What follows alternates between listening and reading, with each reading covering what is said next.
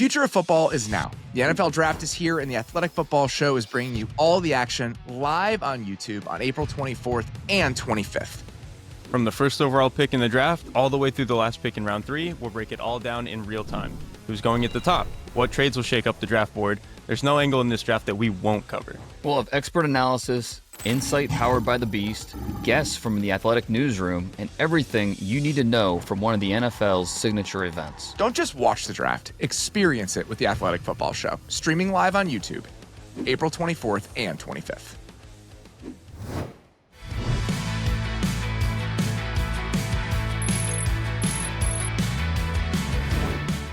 We have a jam-packed Athletic Football Show today because we're talking about the pass catchers, and there are a lot of them. Maybe not the headline-grabbing group that we've seen in some of the last few drafts, but I think a fascinating collection of receivers and tight ends with a bunch of varied skill sets. So excited to dig into this today. Here to help me do that, first off, it is my co-host here at The Athletic, Derrik Klassen. Derrik, how you doing, man? I'm doing great. This is going to be... I don't know how we're going to fit this in like a normal time span for the podcast. I'm going to do my best to keep it moving. I'm going to trust you, and I'll try my best to not go for like 8 minutes on all these guys, but I think it's going to be a fun one.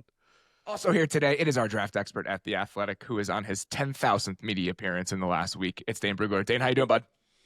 My 10,000th, but my favorite, because this is going to be a good one. A lot of pass catchers that are fun to talk about in this draft. I can't wait to talk to you guys about where this compares to last year. Like a lot of good stuff we can dive into.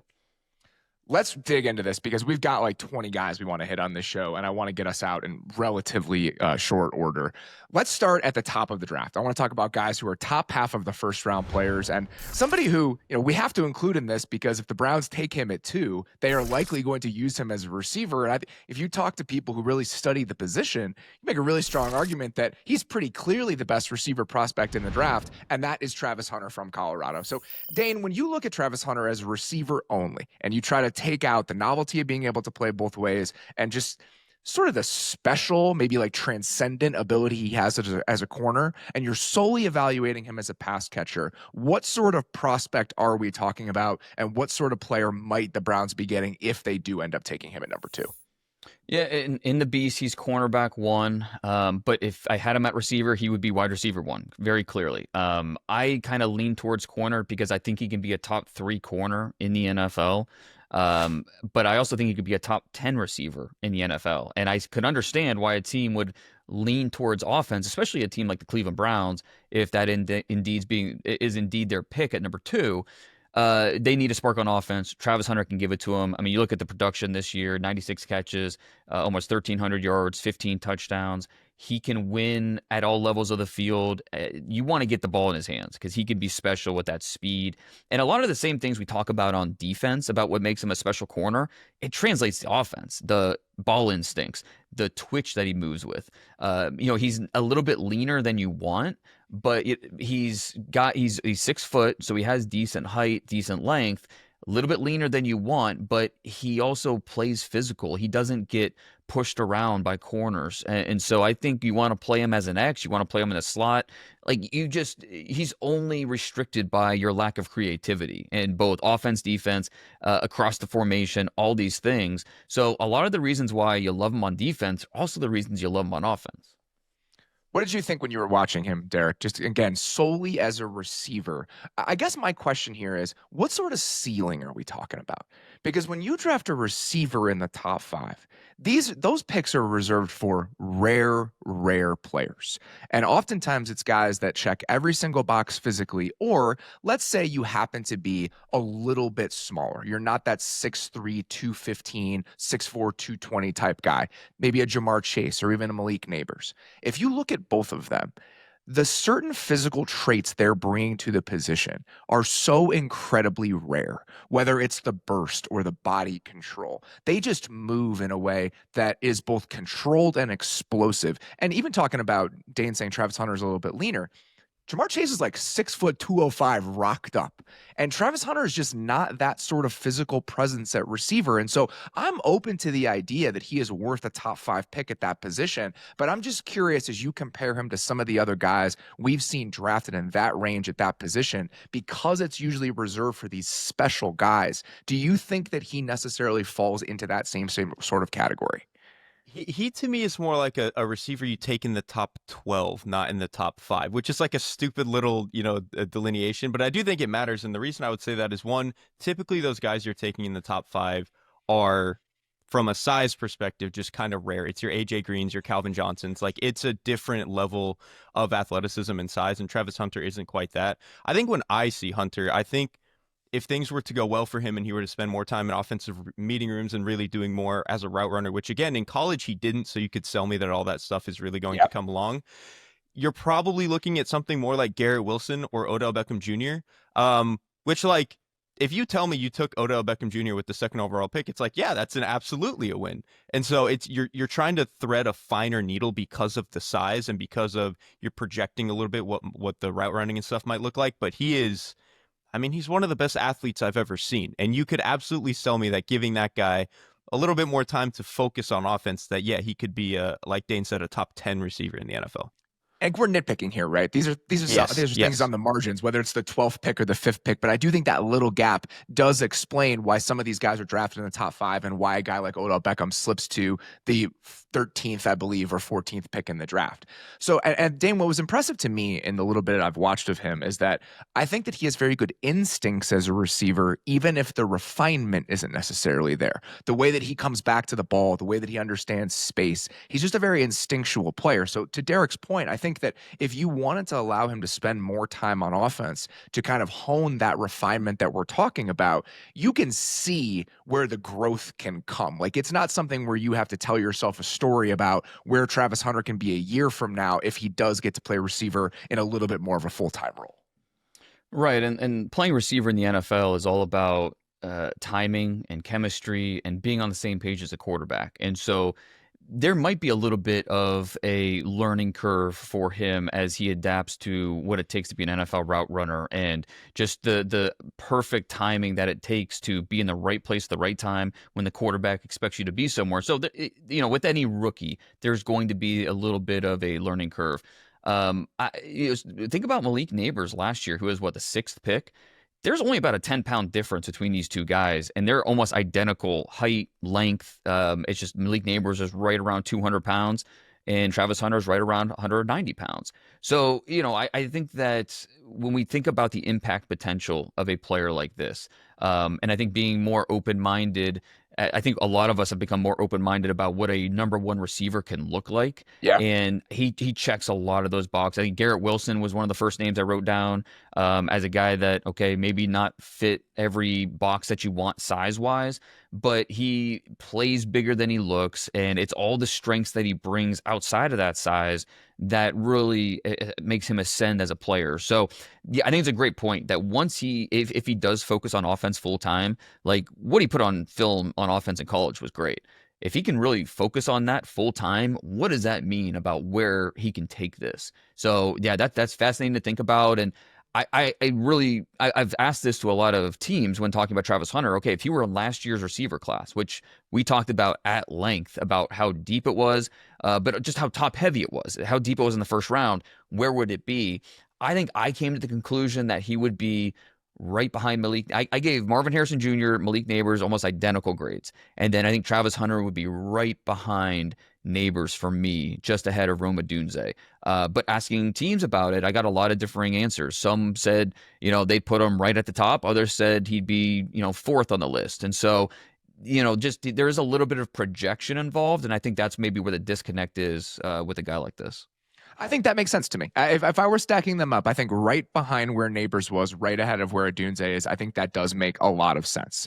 Let's talk about a guy who does check a lot of the prototypical physical boxes for a top half of the first round receiver, and that is Tet McMillan from Arizona. Dane, he is your 12th overall player in the Beast. Derrik, I want to start with you here because I'm very curious what you think about Tet McMillan as a player. And I kind of want to talk about, again, because he's going to be drafted potentially in the top 10, what sort of ceiling we're looking at, with a player like Tet McMillan. So give me your initial thoughts about what you were thinking when you started gathering these impressions and what you think the ceiling for a player like this might be in the NFL. You know how I feel about Tet McMillan. Yeah, the 6'4", 200+ pound guy who looks a lot like all the comps typically are like Drake London-esque or T. Higgins-esque. And I love those players because I think aside from just the size and like, oh, they can go up in the air and dunk on you, it's kind of what we actually just mentioned with Hunter. Their ability to come back from the ball, push their hands all the way away from their frame and attack the ball as far away from their body as possible and just snatch it out of the air. It makes playing quarterback so easy, and that's why I love a player like Tet McMillan. He just does a lot of stuff. It's one of the best things he does. It's I phenomenal. think number people one are going to thing. get Number one thing I wrote down. Get obsessed with the size and the frame and everything else, and I get that, and we can talk about some of that stuff. But when you watch him come back down the stem, and I think two things that I would point out in those specific instances, when he's running like a deep curl, for example, for a 6'4" guy, he is so smooth and he sinks incredibly well, and it's very natural for him. But when he's coming back down that stem to the ball, he looks so comfortable doing it. He makes life so much easier on the quarterback. I truly think that's the aspect of his game that might stick out the most, which is kind of crazy to think about when you're talking about a guy who has some of these flashier traits. And because I think when people see like route running and separation, they want to see Odell Beckham, and I get it. Like Odell Beckham release packages. They want to see Instagram. Yes, they want to see all that. But like when you watch a guy like Tet McMillan, not many guys that size actually can be that explosive. It's like Julio Jones and AJ Green and not a whole lot of other guys. And so like it's not a bad thing that he can't quite do that. But like you said, he's such a smooth operator. And yeah, I think he's a clean route runner in terms of understanding when to cross a player's face and like kind of get into their blind spots. I think he does a good job of that. The separation is not that big a deal. One, he's a decent separator for his size. But then again, when you're able to, in a way, separate from the DB by extending your arms and attacking the ball early, like that's why T. Higgins is so good. T. Higgins isn't running away from people. He's just consistently getting to the ball first. And that's all that separation is having the access to get to the ball first. And they find ways to do that. What I find so interesting about him, Dane, is we've had these speed conversations about Tet McMillan, and I want to bucket the speed thing into two different areas. When you think about straight line vertical speed, like just on go balls, he doesn't have pull away speed in those moments. He's not an explosive player, but with the ball in his hands, he runs away from people. His build-up speed is actually very impressive. And it's because of those kind of strange quirks and nuances to his game that when I was watching him, it was hard for me to really compare him to one player specifically. And we can talk a little bit about the shades he has of other guys. But I just think that the speed question specifically is kind of hard to answer for him because it shows up differently in different moments. He's very slippery after the catch. And yes, he just has a knack for it. He ranked number 3 in all of FBS this year among receivers in terms of forced missed tackles. And it's not, part of that is the size and maybe it's a little harder to get him on the ground, but most of it was just his ability to, because he's very flexible. He's got this Gumby-ish body type. And so that shows at the catch point. It shows after the catch. So yeah, that's an underrated part of his game, and it helps him create those explosives. Nobody in college football had more catches of 20+ yards over the last 2 years than McMillan. And so I think, but when it comes down to it, I think a lot of people have been burned by the N'Keal Harrys, the Laquan Treadwells, the guys that.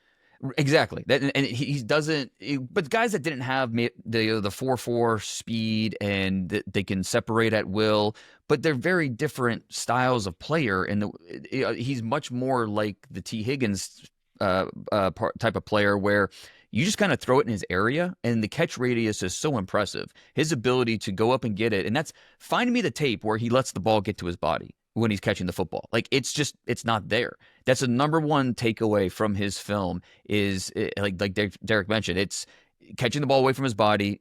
Sometimes it's off his shoe tops. Sometimes he's elevating and taking it out of the clouds. The quarterback play was pretty inconsistent. And like, oh my God. They're best friends, sure all right? was. So T-Mac wasn't complaining. They've been best friends going back since 7th grade. So Tough it is what watch. it is. Yes. Very much so. But I think it also helped highlight just how, special he can be with the ball in the air. I mean, he's a ball winner, plain and simple. And that's exactly why the comp for me is T. Higgins, because you watch T. Higgins, he's not necessarily separating like Derrik said, but you kind of throw it in his area. He knows how to adjust his body, frame the football, snatch it while still getting 2 feet in bounds, and there's nothing the defensive back can do about it. So, T. Higgins was a 4.59 guy at the combine or the pro day, I believe, when he was coming out. That made him fall to the second round. McMillan ran a 4.53 at his pro day. And so not amazing, but that's not going to stop me from drafting a player like this when it's not a concern that I have that's going to maybe overshadow his strengths. I have 2 things that I want to throw out that if I'm going to nitpick him about just areas where I'd like to see a little bit more or I have some concerns. 1, I wish he had 20% more dog in him. Like 20% more. He shows very little effort as a run blocker. I just feel like the physicality is not where I'd want it to be with a bigger receiver. Like he's a finesse guy for somebody in that package. And it leaves me a little cold. I don't think it necessarily detracts from what he is as a receiver. I think he's a special receiver, but I think there are elements of his game that leave me a little bit cold. And the other thing is, we talk about T. Higgins, who I do think is a dog, especially with the ball in the air. He has bizarrely short arms. Tet does. They're 31.5 inches for a 6'4" player. T. Higgins has 34.5-inch arms. So that like away from the body kind of contested catch ability, even though he is a volleyball player with a 6'4" frame, I do think that's worth paying attention to because I think the catch radius is a little bit smaller than a guy like T who has those go-go gadget arms. And that's fair, right? I mean, I think that the length is not T. Higgins in terms of the arm length. I would also add route running. Just it's something where he can be a little bit more. He can fine tune his route running in terms of manipulating defensive backs. Just a big jump between the Big 12 and what he faced consistently compared to what he's going to see at the next level. Like he didn't face a lot of press. He didn't have to. So that's going to be a little bit of a new challenge for him. How is he going to face the physical nature of the NFL? Certainly a fair question to ask. And I think that is more of the question mark than just saying, oh, well, he's not a speed guy. So I think that's absolutely fair. The press stuff is really the only question I had, is that some of his worst reps to me were him not understanding how to get off of press. And you hope that with better coaching and seeing it more that he can figure that out. And he's certainly big enough to do it. But that was the one area I actually got slightly hung up on. The one team that I keep coming back to, if I'm Dallas and he gets to 8, I'm calling the Panthers and I'm doing it immediately. Pick up the phone. Like immediately. Because I don't think that he's necessarily like a top shelf, top tier, like we got to have him receiver prospect. But I think within the context of their offense specifically and what he gives you next to somebody like CeeDee Lamb, I honestly think we talked so much, Derrik, about the juice Dallas's the offense needs. And you'd think, is a 4.55 guy the juice? And I kind of think he is. Like, it's just this weird thing where he falls into this box that I think perfectly suits the skill set that offense needs. Well, and I don't know if he'll be there at 12, but I think he might be there at 8. Well, and I think there's 2 arguments for it. One, very different player and package, but this is what the Vikings did with Jordan Addison and drafting that, an ancillary piece alongside their star receiver in Justin Jefferson. But then with Dak, he's going to throw at somebody in a contested window 16 yards down the field. Who's really good at making those plays? Tet McMillan. So it's actually a pretty perfect pairing. And it'll be interesting with the Saints picking at 9 because that's a team that could really use size at receiver. That's why I said 8. Exactly. And that's the direction I went in my 7-round mock. We know the Saints need defense in a big way, but that has to be appealing, the idea of McMillan there. I'll say this. If he's on the board at 12, I don't think he's on the board at 13. I think it's a perfect for Dallas. It makes a lot of sense. It's kind of chalky when you're doing a mock draft, but it's because it makes perfect sense. I think that would be the pick. The last thing I want to say about McMillan, if I were comparing him to players, I think that Drake London has been somebody that people have thrown out. Drake London is more sudden where McMillan is smooth. So I think that's like I think London's short area quickness is so impressive. And I don't think McMillan brings that, but I think that's really the biggest difference and tweak between their games. So that's kind of what I would say. It's a less sudden, more smooth version of Drake London. And so I don't know how else to put it. Like there's a little Michael Pittman in there. He's a unique player. Like it's hard to compare him to one single guy, but that's kind of where I landed. All right. Let's get to your other guys that you have in your top 12 overall prospects here, Dane. Both of them tight ends. Let's start with Tyler Warren, who is your 8th overall player. Just a fascinating collection of traits and usage. I mean, a guy that's unlike really any college tight end I can remember in terms of how much volume he got and the variety of ways he got that volume at Penn State last year. Similar to the Tet McMillan conversation, and again, these high-end guys. The best case scenario for a guy like Tyler Warren to you is what, Dane? It's a good question. I think that in some ways he's a throwback. In other ways, he's going back to last year, watching that Penn State offense. I thought it was pretty clear, like he was their best tight end, but Theo Johnson was getting all the love, and he ended up going to the draft. He was, went early 4th round to the Giants, where Tyler Warren went back and continued to get better and better. And credit to the Penn State coaching staff, they realize, okay, this is our best player, so our whole offense is going to be built around the tight end, which was the right move, and it almost got them to the national title game. They relied on him for everything. And it's funny, the more you dig into Tyler Warren, you kind of see like, okay, this makes sense. Like his dad played football at Richmond. His nickname was the Hitman. Like, okay, this is starting to make sense. You understand. And he's not really a vocal guy, Tyler Warren. He's not very. He's more introverted than extroverted, but he's just the way, build the whole plane out of him, right? Like he's just he has that dog to him that you were mentioning earlier. He doesn't really have a true weakness. Like he's not. I think he's been kind of painted as this like prototypical blocker in line. He's gonna hit you in the mouth, and he can do that. But I think he's closer to average as a blocker than above average. Like you want him as a pass catcher. I really wish we aesthetic of him has morphed the way that people talk about his blocking ability. Like the aesthetic of him as a player has miscast what he is as a blocker. Because he's like bulky. He looks like bulky. He should be able to move people around. Yes, the way he plays in all the other areas, I think, has kind of colored the way that people talk about his blocking in a way that I don't think is totally accurate. Yeah. He is 256. Yeah, he is a bigger guy. But I mean, if you take his best highlights as a blocker, you could be, I get it. Like they're floating around on Twitter, but when you really study his blocking, it's not the strength to his game. I mean, his strength is really just being able to win at the catch point and be physical, play through contact, and you just know what you're getting with him. And so you could argue he has maybe the highest floor of any player, and that's hard to say about a tight end because tight ends, it's a harder position to translate to the next level. But you just feel like you know what you're getting with a player like this. And so for me, I graded him and Colston Loveland, who we'll talk about more here in a second. I graded them very similar. And usually I chase the upside. But with these two guys, I just, I'm going to take the better football player right now. And to me, that's Tyler Warren. I really liked Tyler Warren. And my comp for him, and I've seen people doing a lot of like the George Kittle thing, and like Kittle is kind of uniquely explosive. So I think that is pretty unfair to any 100%. And I think it's really important to continue mentioning that when we talk about Kittle, because people are going to look at the yak ability from Warren. They're going to look at the yak production. It's a very different sort of yak production, and I think it's really important to acknowledge that. Yeah, Warren is very, like, he's explosive for a tight end, but Kittle is just, like, explosive for a football player. Like, anybody. He's just different.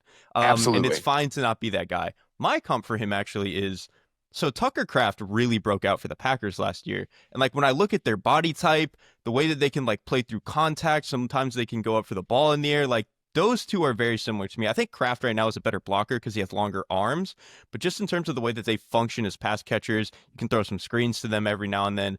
I think that is more kind of what we're looking at with Warren. I love this for this reason, and this is a conversation I wanted to have about both of these guys, and maybe we could save it to the end of the Loveland thing, but we can just do it now. Tucker Kraft was a second-round pick. I think that Colston Loveland reminds me a little bit of like a souped-up version of Sam Laporta, who's also a second-round pick.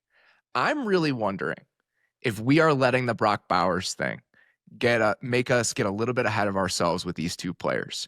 Because when I look at Brock Bowers, Dane, I think Brock Bowers is if you combine Tyler Warren and Colston Loveland into the same player.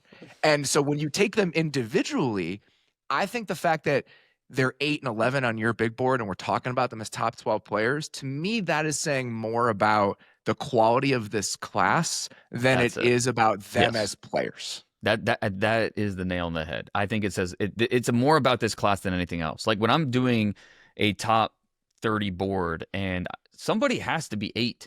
Somebody has to be like it's in when you after you get past the Abdul Carter, Travis Hunter, Ashton Genty, Mason Graham, like somebody has to be 5, 6, 7, 8, 9. It was harder to do that this year than maybe any other year I've ever done this. And so there's a certain point where you look at these tight ends and say, well, look, I feel like I know what I'm getting with Tyler Warren. I'm getting a pass catcher who can really help elevate my offense. And yeah, usually I remember having this conversation actually with Bruce Feldman back in October during the season when it became clear that, all right, Tyler Warren's having one of those years. And I remember saying that I compared him to actually a little bit like, okay, we saw Sam Laporta go here.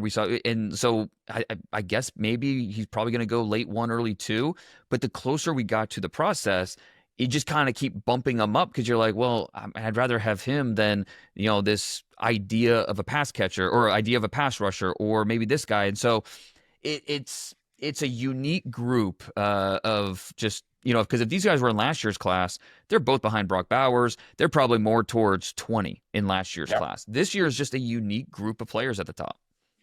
It's going to be a fascinating set of decisions for those teams picking from like 10 to 22. And I say 22 because the Chargers are 22, and obviously they could really use a tight end. But Dane, we were talking about this on text last week, talking about the Bears at 10. And are the tight ends maybe the best option for them there compared to some of the other players who might be available? There's no saying he'll get here.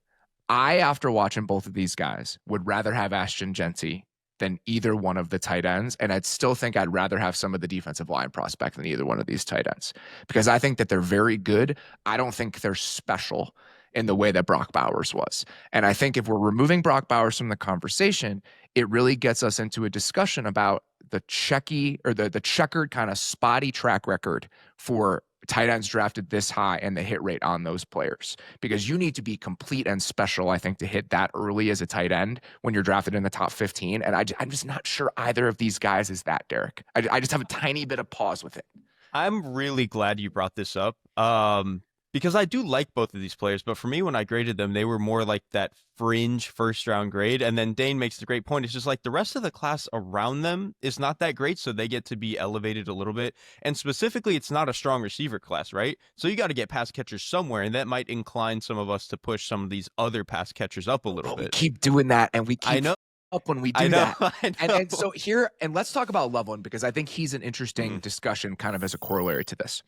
We did this with Dalton Kincaid, where Dalton Kincaid was the best pass catcher in this group that had Zay Flowers and JSN and whatever. He was the next best pass catcher. Let's do that. But I think Dalton Kincaid is limited enough as a blocker where he's not a better athlete than the corners and the safeties that are going to be guarding him, and he's not physical enough to be an inline guy. I think that Colston Loveland is physical enough, Dane, that I think he alleviates some of those concerns. And that's why I'm excited about him as an idea, because he's incredibly fluid. He's a really good route runner. He has really good body control. But when you watch him in line, he's got some snap to him. Like if he puts on a few more pounds, I actually think he can be a little bit more complete than somebody like Kincaid. And that's why I can start to talk myself into this idea of him being the best pass catcher available, because he is somebody at tight end that can do a little bit of everything for you. If Colston Loveland played this whole season without being hurt, I can almost promise you he would have been higher for me than Tyler Warren. The injury stuff, ceiling is absolutely higher. Yes, and I think it's part of the Dalton Kincaid effect. Maybe, like you mentioned, like that's something that I've definitely thought about, because he was kind of viewed as the not like can't miss, but like, okay, you feel like you're hitting a double here. Like, let's not swing for the fences. Let's take a really good pass catcher, really good ball skills. And he's been banged up a little bit in Buffalo, and it hasn't worked out through 2 seasons. And it still feels like Buffalo needs more pass catchers. partly because Kincaid has not been able to develop. And with Loveland, can he stay healthy? This year it was a shoulder, it was a concussion. Like there's just multiple things that piled up. In the NFL, it's just not going to get any easier. But if he stays healthy, then absolutely, I'll bet on that talent all day. Fluid, fast. At the catch point, he's outstanding. And yeah, to your point, like he's I think 8 pounds lighter than Tyler Warren, and he's taller. So it's not like there's a humongous difference between these two guys in terms of weight. And Loveland's longer too. He has longer arms. So yeah, there's a lot to like about Colston Loveland as an idea. It's just there's a little bit of doubt that creeps in that, hey, am I going to get him for 16, 17 games a year? I think that's totally fair. The arm length thing with Warren is really important to bring up for 2 reasons. One, when people do the Gronk stuff, which is stupid in and of itself when we're talking about all-time transcendent players, go look at Gronk's arm length.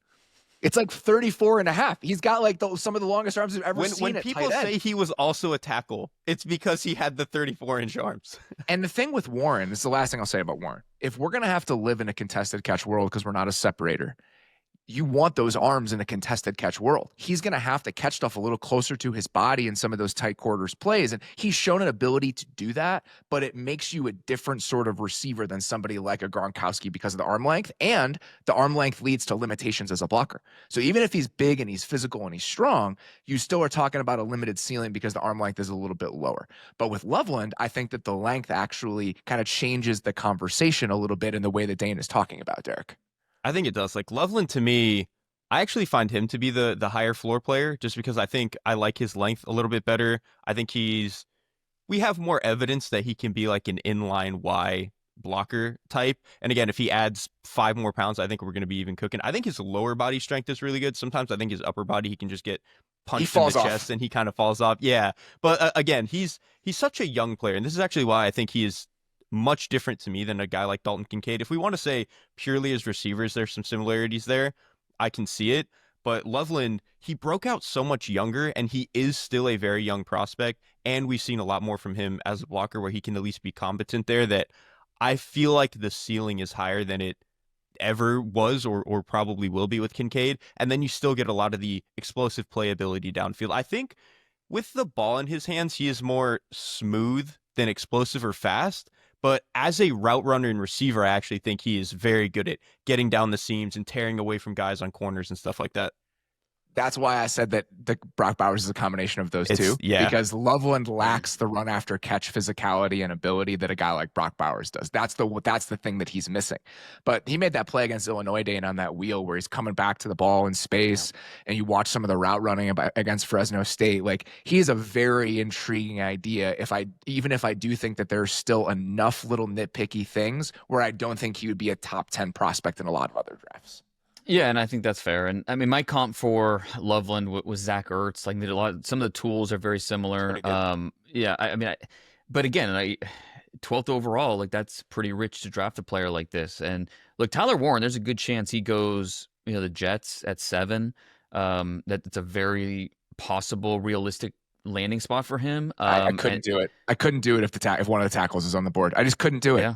Yeah. Well, and I mean, I think you might be secretly hoping they do, so he's not there at 10, because Chicago is definitely a possible landing spot as well. And then, the Colts are interesting. In theory, it makes sense, but are they really going to use one of these guys to their full potential to help the offense? I don't know. Do they get to the 20s, and a team like Denver, even though they added Evan Ingram? So these tight ends are really interesting, where I understand why they would go early. I also understand why they could slip a little bit further than maybe mock drafts would suggest. The last thing I want to say about the tight ends, Dane, and I'm curious your thoughts on this. I think one of the refrains that we've heard over the course of the process is that you can pass on Genty because running back is so deep in this class. You can take a guy in the second round. In watching these two guys and then watching a guy like Terrance Ferguson, I don't think the gap between Colston Loveland and Terrance Ferguson is bigger than the gap between Ashton Genty and Caleb Johnson. Yeah, I just don't. I feel like Ashton 100%. Genty is a significant tier above the rest of the running backs in a way that I don't know if Colston Loveland really is with the rest of the tight ends. And the only reason I bring that up, Derrik, is because I think it's been framed that way in the process pretty often over the last couple months. That was the other part of why I love that you brought this up about like how these guys have been pushed up the board. Again, these guys are, to me, ideally you take them in the 20s, and that's great. There to me are like 4 or 5 other guys that I would take top 70 pretty comfortably. And it's like, okay, if I can skip one round on a position that we know typically has a longer runway, and I can instead maybe take a pass rusher in the first round or something, and then in the second, at pick 55, I can go get my tight end. You're going to have a lot of good options in a lot of the similar buckets that guys like Loveland or Warren fill. Like, you can find the same archetypes. It's just these players are probably a little bit more of surefire products, but again, I don't think the difference is like that huge. All right, let's talk about Matthew Golden, Dane. He's your 15th overall player. He is your 2nd overall wide receiver. There are some complications to this evaluation. The production is not what you would typically see from a round 1 player, but I think that the tape and some of the flashes, you can get yourself there with a guy like Matthew Golden. So walk me through a little bit of your process with Golden specifically, because obviously 1 year at Texas, 1 year of like huge production. What was your journey with him as you studied him over the last 6 months or so? Right. That context is important because, I started at Houston. He's a Houston kid, and he was highly recruited. I mean, there were a lot of teams that wanted him out of high school. He decided to stay close to home, go to Houston, and then after 2 years, it was like, all right, I need to challenge myself a little bit more. So he transfers to Texas, and all you heard about was Isaiah Bond and how Texas wanted Bond to be the number 1 guy, who Bond transferred in from Alabama. And they kind of forced it a lot. And they also had a lot of freshmen coming in that they really liked. And so Golden, he was part of the mix, but it wasn't like he was force-fed the ball or looked at as maybe the number 1 guy. But as we got deeper into the season, it became pretty clear Golden was their best option. All through the playoffs, I think about the Arizona State game or some of these other games where it was Golden that was kind of separating himself from the other receivers and helping that offense move up and down the field. He quickly gained the trust of Quinn Ewers. And so through the process, it's just kind of been like, all right, I like what I see here. And then he goes the combine, runs a 4.2. Is he a 4.2 athlete? I don't see it on tape. How much do you buy the conspiracy theory that it was mistimed? Because that's been a really popular thing over the last few weeks. I mean, scouts had him at 4.29, 4.30, 4.31. That's all us scouts had him. So, I don't think that there's much to it. But I will say that he doesn't play that speed on film. Now, I'm not worried about his speed necessarily, but I'm not going to give him a little bit of a bump for being a 4.2 athlete when I don't really see that on film. But I will say that what I love most about him, how synchronized he is with his feet, his hips, his eyes, and his routes. So he can gain separation. He catches the ball really well away from his frame. He can play inside, can play outside. He's just a really well-rounded receiver, and then who has okay size, not great size, okay size, but has speed, has receiving ability. And his pro day workout was fantastic as well. So, a guy that I think has just been throughout the process ascending, getting better and better, and ended up as a mid-first round pick for me. What do you think of Golden, Derrik? I think he's pretty good. There is one more receiver I actually like a little bit better than him in this class, but I do think Golden is very good. And to me, you don't necessarily see the 4.29 speed all the time. Like if you saw 4.29, you'd be like, oh, he's like Rashid Shaheed then. It's like he's good down the field, but he's not quite that. Where I think you see his testing is his 10-yard split, the 1.49.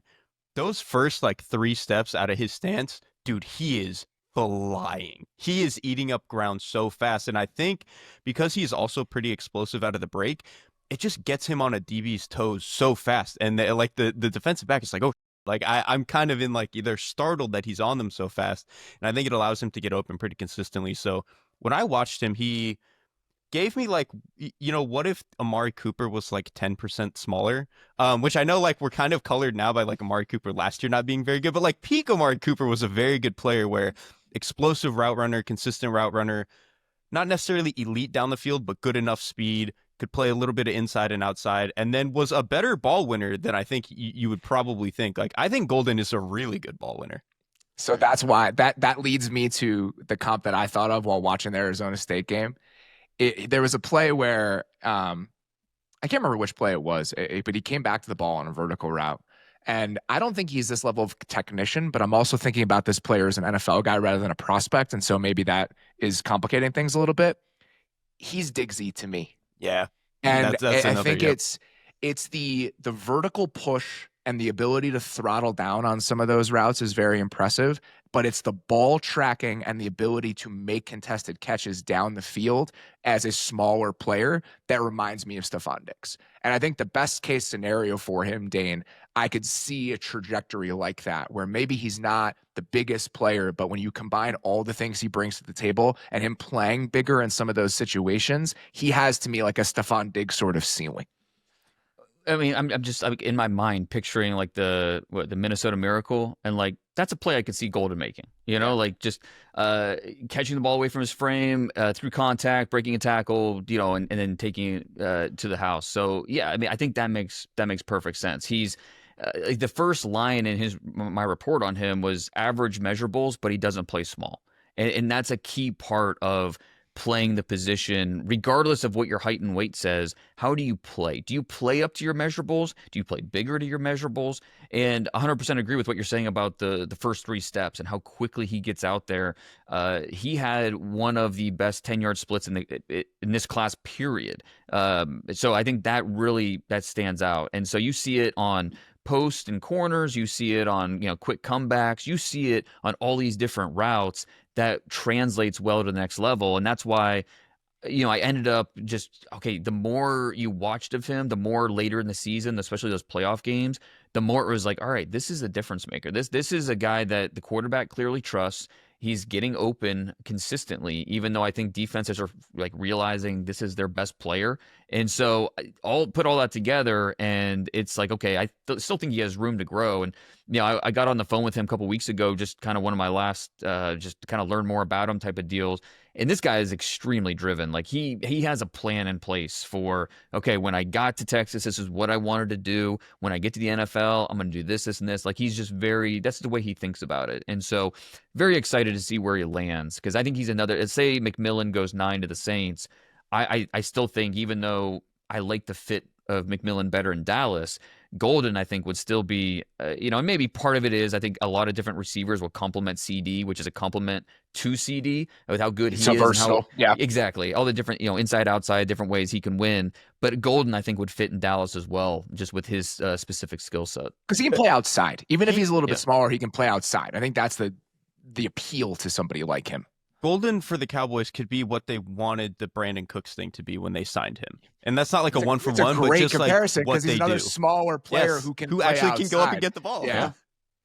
The spot for me, just because I think that adding him with this skill set to the players they already have, him in Seattle to me is just like I salivate at that idea, because I just think that they don't have that sort of player right now, and I think that he rounds out their receiver room in a really nice way if he were to get to 18.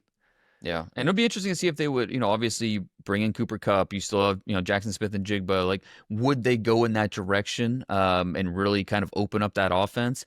I'm sure Sam Darnold's hoping for it, because, I agree. That'd be a great fit. And then if he gets past 18, if you're the Bucs, you're going to think about it at 19. The Steelers are going to have to think about that. That would make some sense. And then if he makes it to the Chargers, it's like, all right, Justin Herbert's going to be on the phone saying, pick this guy. Because, I think there's a lot of teams in that, once we get past the midpoint of the first round, a lot of those teams make sense. Let's talk about 2 receivers you have just outside of that range, Dane, and that's Emeka Egbuka and Luther Burden. You have Burden 27th overall. He's your wide receiver 3. You have Egbuka 28th overall. He's your wide receiver 4. Derrik, what I love about this is you couldn't pick 2 players who are more different when it comes to, all right, with Emeka Egbuka, I know immediately what I'm getting. Like, there's no mystery, no imagination. There's no blurriness. I know immediately what I'm getting. Like, I couldn't stop thinking about Robert Woods when I was watching. I just couldn't. And it was the 2 jersey, but also just the way he's built. He wants to bring it as a blocker more than some of these other guys, I'll say. I guess is how I would frame it. He was a little bit more want-to than some of these other guys. With Burden, it's like, what am I supposed to do with this? Like, the traits are so intriguing, and you go back and you watch like the LSU game from 2023 and what he does with the ball in his hands, and the stop-start ability is just so dynamic, but he doesn't really do a lot. that is translatable as a receiver. And so the fact that these two guys, Dane, are stacked up right after each other in your rankings is just so telling to me about this position and how many different types of guys and types of impacts you can look at in individual class. Well, and that's why like doing this from a general point of view is kind of tough, because if I was with a team, like I would have a better idea of which receiver I'd want to go after, just based off of, are we going to chase the upside? Like, do we have the wide receiver room, the way it's currently constructed, to chase the upside of a guy like Luther Burden, who brings some big play potential, much more than Egbuka is just a pro. Like we know what he's wrapped in clear wrapping paper. He's going to come to the NFL and be ready. I like that Robert Woods comparison. You hear Amon-Ra St. Brown, you hear I don't necessarily see that, just because Amon-Ra St. Brown I don't know, he gives you a little bit more big play potential, where Egbuka I don't think is going to give you that, but what you're getting. Sudden is the word I come back to again. I just think Amon-Ra St. Brown is more sudden than Egbuka is. 100% agree. He's a good athlete, not a great athlete, talking about Egbuka, but he tracks the ball really well. He's physical. He's tough. Another guy that can line up inside or outside. I actually like him best in like a Rashee Rice role. Like if you use him the way the Chiefs use Rashee Rice, I think that'd be perfect for him. So, there's value in that, obviously, but are you going to take that? Some people like a mid first round. That's a little bit rich for me, but late first round, once we get to the 20s, like in my mock, I had him going to the Commanders, which I think would be, start building that all Buckeye wide receiver depth chart. That. Yeah, I think that'd be a lot of fun, and someone that would complement the room really nicely, and help Jayden Daniels from day one, where with Luther Burden, it's a little bit more of an idea than a flushed out plan. And that's why it's just, you like the idea of him, but it's going to take a lot more work to get there. Let's do this exercise, Derrik. Let's talk about a specific team. Let's talk about the Pittsburgh Steelers. And in this hypothetical, they're trading George Pickens. Okay. You have one choice to put next to DK Metcalf, and it's Luther Burden or Emeka Egbuka. Which one are you choosing and why? It's so obviously Emeka Egbuka to me for a number of reasons. One, I think he's just a significantly better prospect. But to me, he fits what the Arthur Smith offense is supposed to be. And I think he has a little bit of inside-outside flexibility, whereas you already kind of have this weird niche-ish player with DK Metcalf, where his use cases are a little bit more obvious, but he can only be used in certain ways. Do I really want to add another player where it's a little bit complicated how I'm supposed to use him in a guy like Burden? So, and the whole sell with Burden is that you're going to have explosive playability. Okay, well, we already have DK Metcalf. We need an adult in the room. They're different now. Types of explosive players. They are. I think the ability DK's to spit the ball out to Burden, it gives you explosiveness in a very different way. So Burden with the ball is really good at generating explosives, and he might have that screen that pops for 60 yards. Emeka Egbuka, though, if you throw him screens, he is really good at finding 12. He is really, really consistent.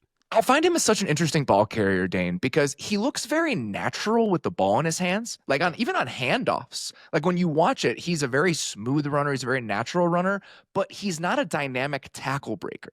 And so every time he has the ball in his hands, I kind of want a little bit more. And I think that's partially driven by how natural he looks as a ball carrier, if that makes sense.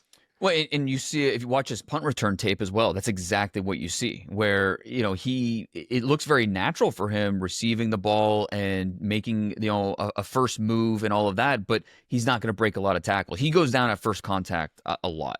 Yes. Because I think his punt return average is 5.4 yards per. So he gives you that versatility. He can do that, but he's not going to be dynamic in that respect. And yeah, I agree. You see that with him with the ball in his hands, but he does look natural at it. So he can make the first man miss. He's just not necessarily going to run through contact consistently. So, you think about all the receivers that have gone through Ohio State over the years, and it's just been a factory over there. And Emeka Egbuka can, even though he's a 5-star, he was highly recruited.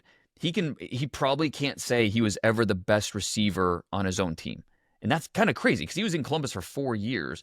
But you think about, the first year, Garrett Wilson, the second year, or the next 2 years, Marvin Harrison Jr., and then this past year, Jeremiah Smith. So even though he was never the guy, he still was Ohio State's all-time leading receiver in terms of catches. I mean, the production was terrific, even last year when he was fighting through an injury. So, I think he's very quarterback friendly. And that's kind of like the main takeaway with Egbuka. Just very quarterback friendly, and a lot of teams could use that. It's funny when you mention that because you throw him on Washington. You could say the same thing about Terry McLaurin. It was like an overlooked guy at Ohio State and then was a much better pro. And so having two guys that were never the best receiver on their own college team as your legitimate 1 and 2 options in a passing offense is actually pretty funny. So sometimes that's okay. Justin Jefferson wasn't better than Jamar Chase. And then that's okay. That's very okay. The last thing I want to say about Burden, Derrik, when I watch Burden, I think that I don't know if I like him as much as I liked either one of these prospects, although I think in hindsight, we talk about Brandon Aiyuk a little bit differently because of what he's turned into. Mm-hmm. But these guys who are kind of raw with the route running, but you can see their movement skills and you try to translate it or project it moving forward. Aiyuk and Brian Thomas, to me, are players like this. I think Brian Thomas was so slippery and his release game was so good, even though it wasn't refined, but he was a hard player to get hands on. I think that was so intriguing to me about him last year, along with the big playability. But Aiyuk, he was seen as more of like a gimmick player coming into the league and like a manufactured touch guy. But because the movement skills are so pronounced, with a little bit more refinement and a little bit more development, we've seen what he's turned into.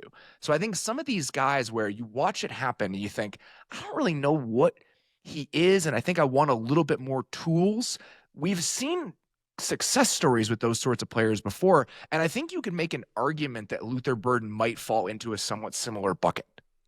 Aiyuk is a pretty good comp for a number of reasons. One, it's like, Aiyuk was a punt returner who you hoped would be something better in the NFL, and then he landed with Shanahan, and after a year in the doghouse, he was.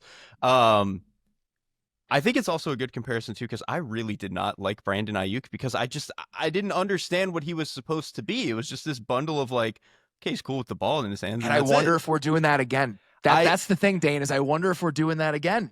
We might be, but like I think my thing is I'm okay with missing on a player like that. Like I think we are all going to miss on certain players. And for me, the player that like he's cool with the ball in his hands and that's it, I'm okay with missing. Like Dane, you had him at 27th?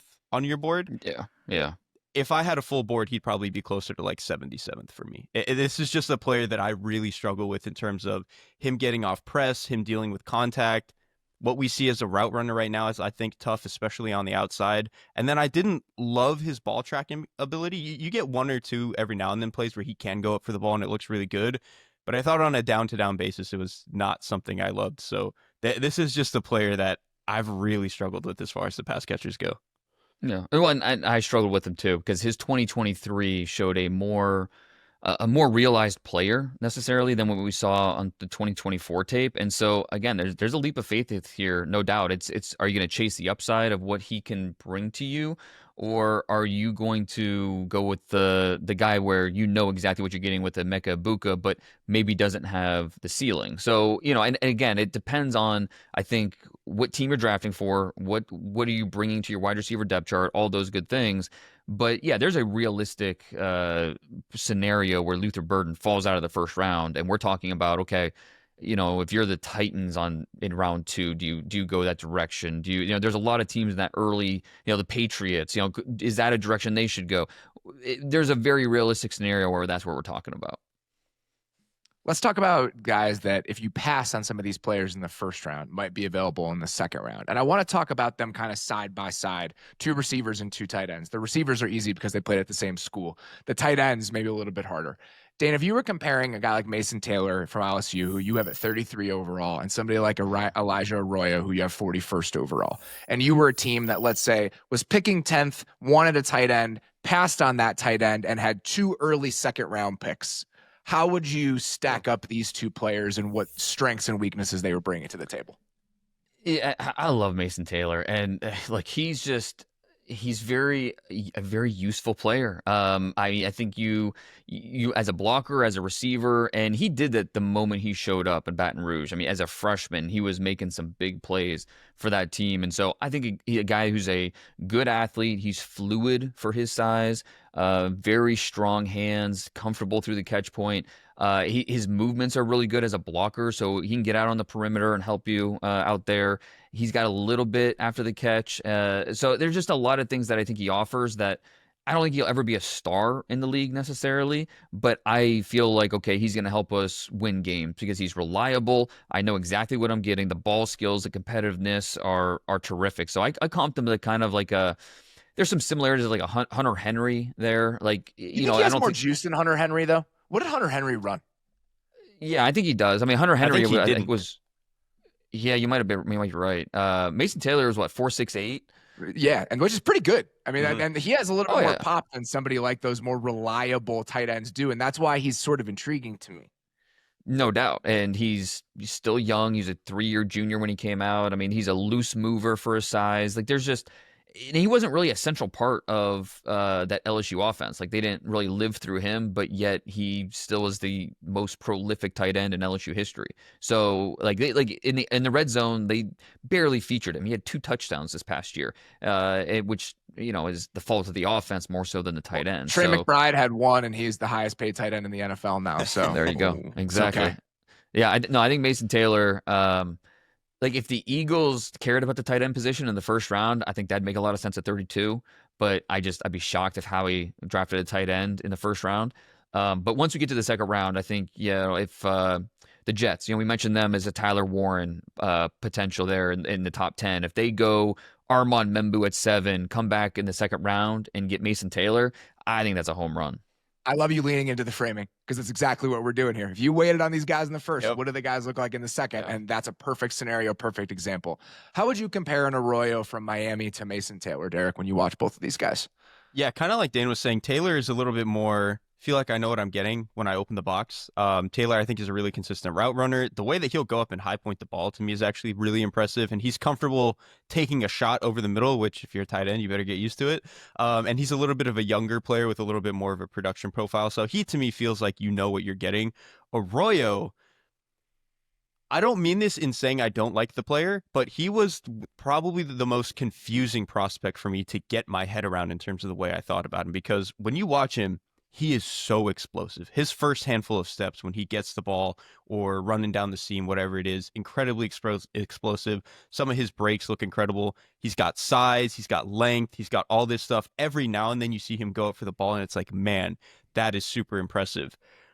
He just doesn't have good feel to the position for me. Like, his ability to sit down in zones is kind of awkward. I don't think he does a good job of it. I think sometimes his ability to track the ball over the middle can run a little bit hot and cold. And I think that makes sense for a player who was pretty much not on the field up until this year. Like, he's a guy who this clearly took a little bit of time. So Arroyo, I think, to me, is the classic case of, when we talk about tight ends on day 2, it's like, sometimes just take the guy who's incredibly talented and give it 2 years and see what happens. That to me is more Arroyo. Whereas like Taylor, you can get 500 snaps out of him immediately, I think. Yeah, that's fair. I mean, Arroyo is going to take some time. There's no doubt about that. And there was a knee injury his second year, so I think that was a major factor why his development was stunted a little bit. But yeah, I mean, he's some of the explosive plays he put on film this year were just fun to watch. I mean, he led all FBS tight ends in terms of yak per reception this year, 9.1, which is crazy for a tight end. 34.3% of his catches this past year went for 20 plus yards. So, we're talking better than a third of his catches are explosive 20-yard gains. And to put that in context, Brock Bowers was 23.2% of his catches. So, he will create those big plays, whether it's just using speed down the seam or, I mean, really that's kind of his bread and butter, is whether it's catch and run or tracking the ball downfield. He catches the ball really well too. Like, you don't see a lot of drops on his film. So it's like the idea, and the other part too is the Senior Bowl. Nobody could cover him at the Senior Bowl. His explosiveness at every level of the field during practice was like, all right, this guy is really, really good. The best tight end on the field. So you package all that together and you're like, all right, there's something here. But I think to your point, it's going to take a little bit of time. When we talk about tight ends maybe needing time to really fully develop at the NFL level, Arroyo is a good example of that. And that's why, like, he flashes talent to be, like a top 40 guy, but because it's going to take some time, that's why I understand why teams maybe wait a little bit on a player like this. And the last thing I'll say that actually I would be willing to give him the time, he really does try as a blocker. Like as a pass blocker, I thought he actually did a good job. And then as a run blocker, it's a little bit hit or miss because he's kind of lanky. He's a little bit of an awkward mover sometimes. But when he connects, he can actually kick some ass. And so that the fact that he at least has that, clears that bar if he really is trying as a blocker, it does, help me be like, okay, this guy as a developmental piece does make some more sense. All right, let's compare it to receivers here who happen to play at the same school and are different in every conceivable way. I think whether you prefer Jalen Noel or Jayden Higgins says a lot about you as a person. Like, if I were just talking to a football analyst and I was like, which one of these guys do you like better? I think it would be such a telling answer, Derrik, depending on where somebody landed with that. So who do you think I like more? I think the profile would say that you like Jayden Higgins more. But I think there are elements of Higgins' game that frustrate you to the point that you actually like Jalen Noel more.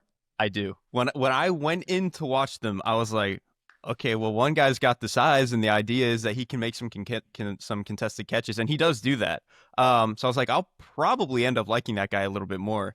But when I watched Higgins, even though I think he does do a good job of making those contested catches, and I think he's generally smooth in that sense, he gets hung up a lot against contact, man. Whether it's press, top of his break, kind of like just before the catch point, like he just gets, it feels like the DB has control of the rep a little bit too often for me, for a big guy especially, and that can rub me the wrong way. Whereas then I watched Noel.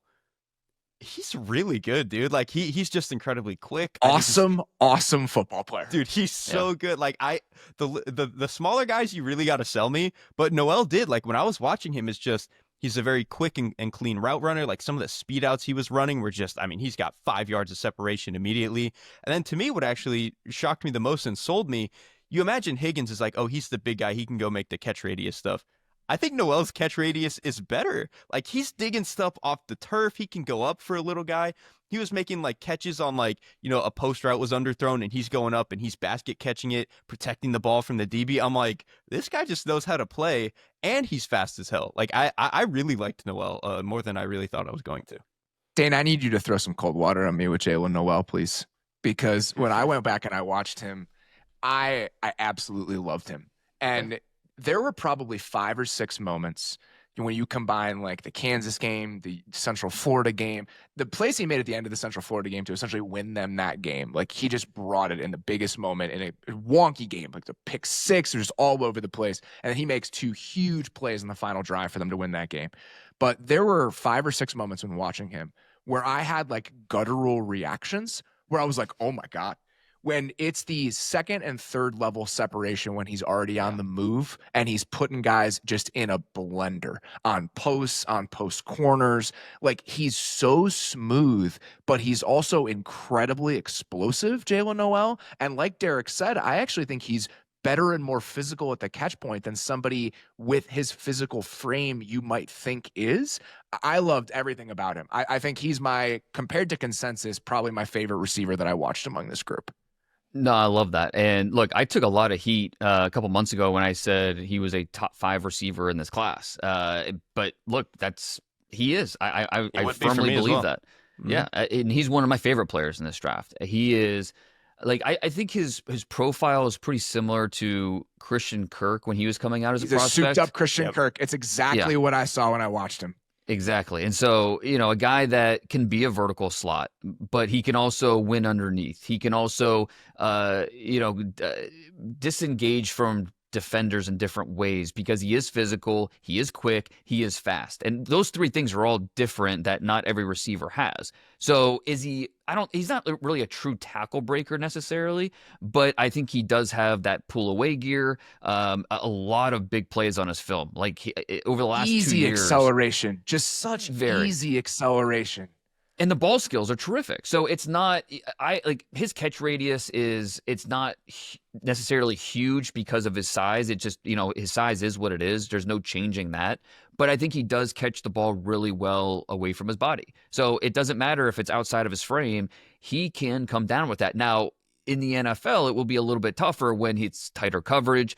Defensive backs are a little better with understanding the timing and how to take away some of those balls that are, if a receiver is not blocking the defender with his body, it can be a little bit tougher at the catch point. And so there's a little bit of that worry baked into this, just because there might be, the size advantage won't be there at all. But we're still talking about a player that should go, we talked about this on a previous podcast, but I called him the McConkey mea culpa for the Patriots. Like, if you go Will Campbell at 4, okay, this is your McConkey mea culpa. Like, he's not. He might be really good in the slot, but he can also play outside. I mean, you can play him across the formation. There's no reason why not. And, he could be that type of weapon that you're looking for Drake May. One of the reasons I love Jalen Noel, Derrik, is just because to me it's just so clear. Like, there's just by the way, it's Noel. I do it too. Jalen Noel. All right. Yes, I do it too. This is the first time I've done this. Yeah. One of the reasons, Derrik, that I love Jalen Noel is because to me it's just very clear. Like, it's clear what he is and it's clear what he isn't. And that's what I like about him, is just that if you use him as a vertical slot player, even for a team like Houston, right? Christian Kirk's a 1-year thing. If you like that skill set and you want it for the next 5 years, this is somebody that can bring that to you. And that's why I really like Jalen Noel. The difficulty with me and Jayden Higgins, Derrik, is that I don't know what he is. And I struggle with what he is, because I'm with you. You look at the package he's coming in, and he's been kind of pumped up as this, contested catch guy.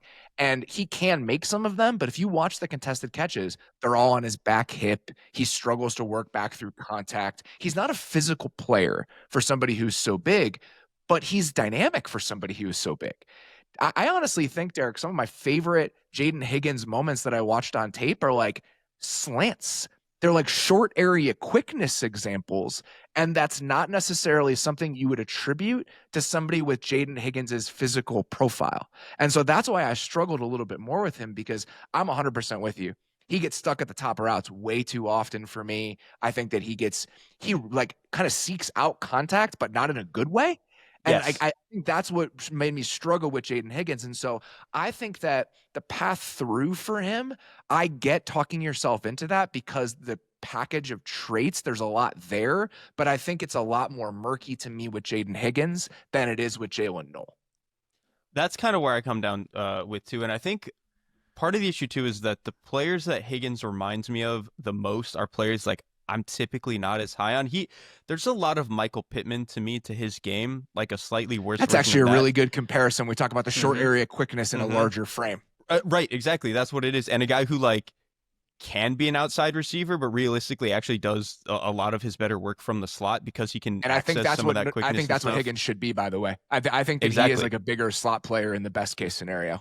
Yes, he's something like, and Mohamed Sanu at certain points in his career was like this, where he was a little bit of a bigger slot player. Like that I think to me, if things go really well for him, is what it's going to look like. But I think I generally agree that even though he's a smooth operator for that size in terms of the movement skills, I don't think he's that dynamic with the ball in his hands.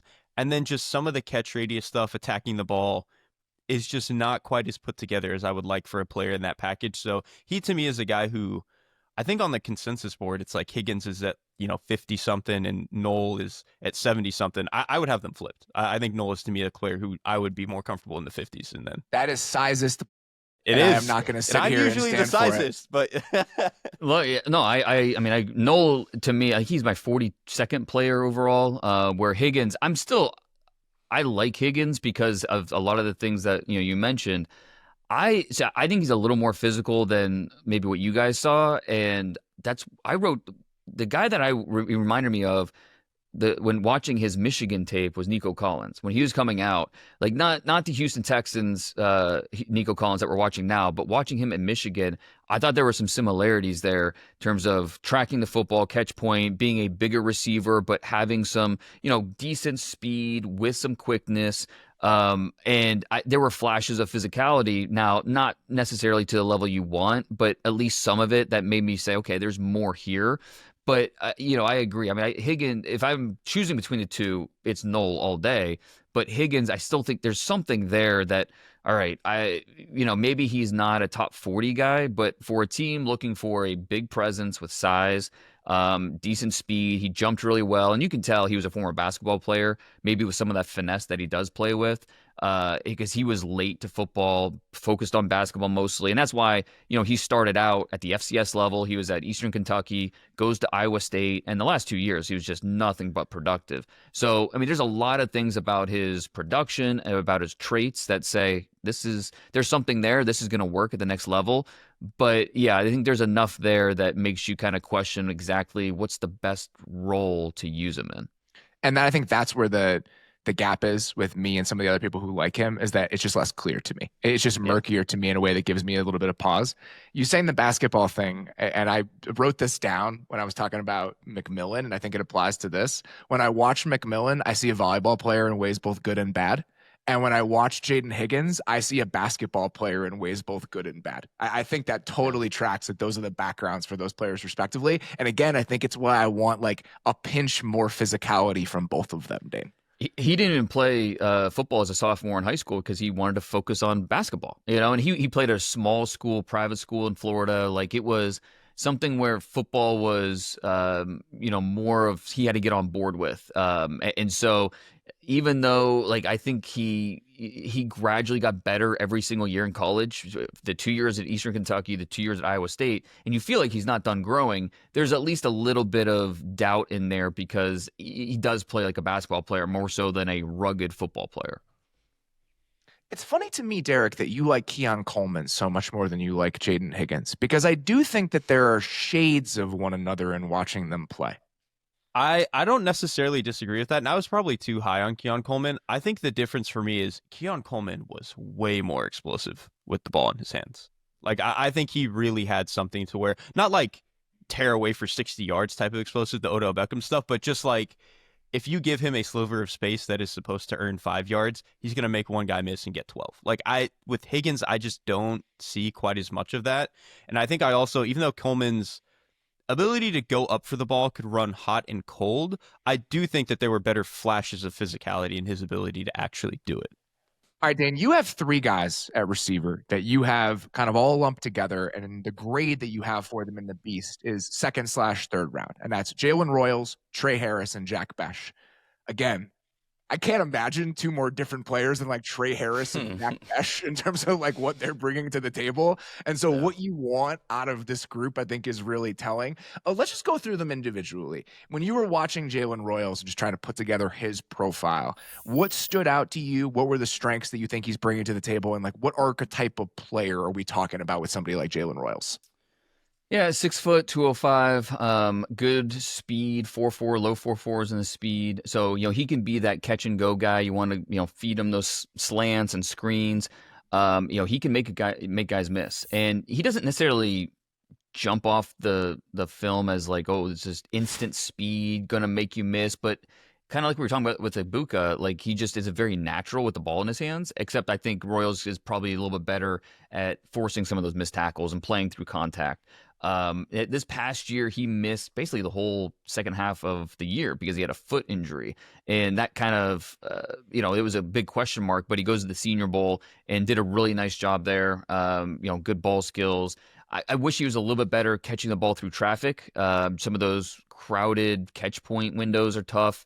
And I think just learning how to uncover from man coverage using a more diverse route tree is something he'll need to get better at the next level. But I think he could grow into being a solid number 2 receiver option for an offense. For me right now, he is a little bit more gadget player than receiver, which is Jalen Royals we're talking about. Yeah, Jalen Royals.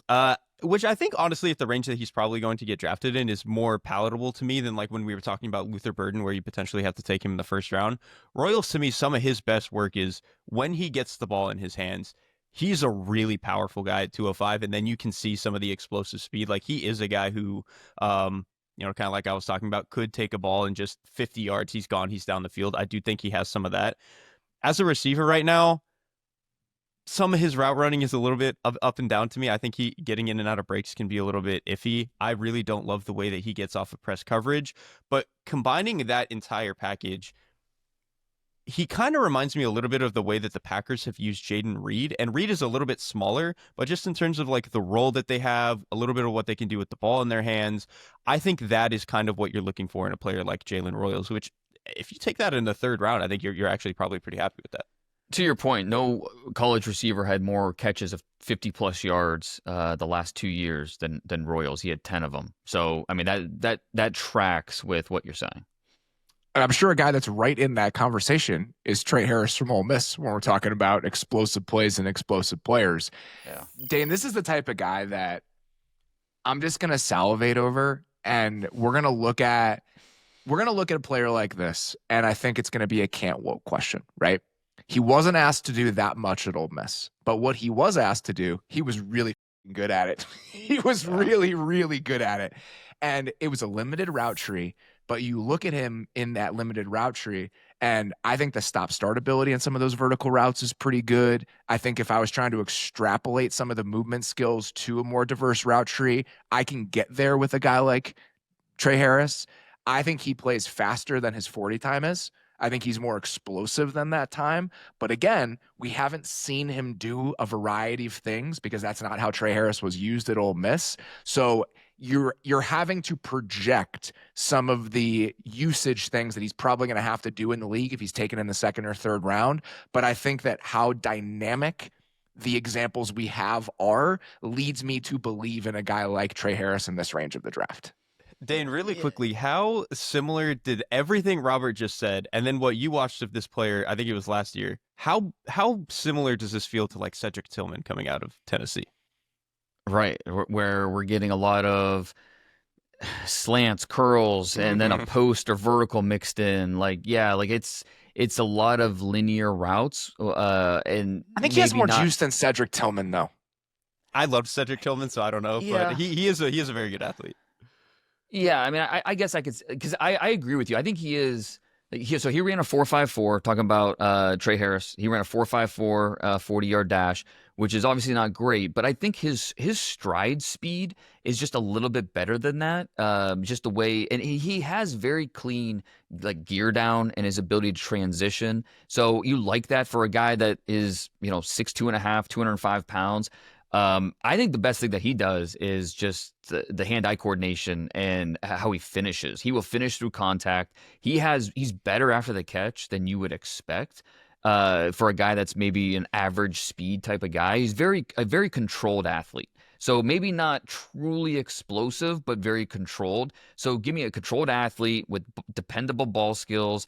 I think at the very least you could have a possession type of target here, and then anything else he gives you after the catch is, you're in good shape. But he's got injuries the last 2 years. That's definitely a factor in why maybe he was a little bit higher. And then just, the idea of transitioning to a more of a pro style route tree and what he'll be asked to do in the NFL, there's projection involved with him. So it muddies it a little bit. And that's why you're probably gonna get him between picks 40 and 75 somewhere, as opposed to being a top 40 pick where the production might suggest he should go. But yeah, he's a really intriguing player. Do you like him, Derrik? I don't hate him, but I'm probably more like neutral than anything. I do love some of the explosive ability. Like when he really starts to stride out, I think it's pretty impressive. Every now and then you see really impressive ball skills. For me, where I got hung up a little bit is I think on some of the tighter breaking routes, your digs, your curls, your comebacks, it's a little bit hit or miss. And I think if you get hands on him a little bit, he can really slow down. And then for a guy who is bigger and has the explosive strides, if you kind of yank at him when he's trying to run like a go ball or something, he doesn't have as much explosive finish through that contact to stack and separate as I would have liked. Like DK Metcalf is incredible at that. It's his one calling card. I just don't quite see like any of that level ability with him. So he's I see more of the explosive ability when he, like, honestly, some of his screen work was phenomenal. Like he can, when you're at a dead stop and catch the screen, those first 2 steps, he is moving and can make a guy miss. So that was really where I was more impressed with him. But Tre Harris might also have my favorite nugget in the beast, how he was he was mostly a basketball player in high school, but he also played quarterback, and he quit football to focus on basketball. But his go-to receiver convinced him to come back because he needed a quarterback, and that go-to receiver was Malik Neighbors. So that offense was pretty good in high school. But yeah, he was. Tre Harris was even a quarterback when he went to Louisiana Tech, and kind of made that transition to receiver once he got to Louisiana Tech. Then he ended up transferring to Ole Miss for the last 2 years. So very much an unpolished receiver in terms of just learning the position, and I think he can get there. It just might take a little bit of time. Talk about unpolished with Tre Harris. The guy you have ranked directly behind Tre Harris has every single club in his bag, and that is Jack Bech from TCU.